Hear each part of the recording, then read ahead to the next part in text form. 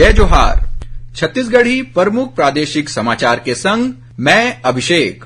आकाशवाणी समाचार ह छत्तीसगढ़ में जनजातीय समुदाय के एक प्रमुख बोली गोंडी में काली 21 मई ले समाचार बुलेटिन शुरू करही। छत्तीसगढ़ के राज्यपाल विश्वभूषण हरिचंदन ह काली संझा 6:30 बजे रायपुर ले ए समाचार बुलेटिन के वर्चुअल शुभारंभ करही। अग्निवीर समेत आने आने श्रेणी में सेना भर्ती के ऑनलाइन प्रवेश परीक्षा के परिणाम घोषित कर दे गए है। अभ्यर्थी मन अपन परीक्षा परिणाम इंडियन आर्मी के वेबसाइट में देख सकथे। केंद्र सरकार ह किहिन है कि केंद्र सरकार स्वास्थ्य सेवा योजना के लाभार्थी मन ला रायपुर सहित भोपाल, भुवनेश्वर, पटना, जोधपुर और ऋषिकेश के अखिल भारतीय आयुर्विज्ञान संस्थान एम्स में नकदी रहित इलाज के सुविधा उपलब्ध होही। भारतीय रिजर्व बैंक ह 2000 रुपया के नोट वापस लेहे के निर्णय ले हवय। आरबीआई ह किहिन है कि लोगन मन 2000 के नोट अपन बैंक खाता में जमा कर सकथे या ओला कोनो भी बैंक शाखा में दूसर नोट ले बदली घलो कर सकथे।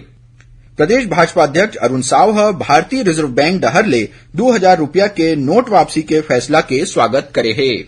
मुख्यमंत्री भूपेश बघेल काली 21 मई के पूर्व प्रधानमंत्री स्वर्गीय राजीव गांधी के पुण्यतिथि में दुर्ग जिला के पाटन में आयोजित कार्यक्रम में राजीव गांधी किसान न्याय योजना, भूमिहीन कृषि मजदूर न्याय योजना और गोधन न्याय योजना ले लाभान्वित होइया हितग्राही मन के बैंक खाता में ऑनलाइन धनराशि डालही।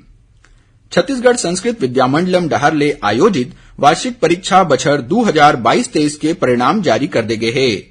9वीं 10वीं हाई स्कूल और 11वीं 12वीं हायर सेकेंडरी के मुख्य परीक्षा में विद्यार्थी मन के परीक्षा परिणाम 98.34% रहे और उत्तर प्रदेश में अवैया 23 मई ले 3 जून तक आयोजित तीसरैया खेलो इंडिया यूनिवर्सिटी खेल में छत्तीसगढ़ के दुर्ग स्थित हेमचंद यादव विश्वविद्यालय के 23 खिलाड़ी भाग ली।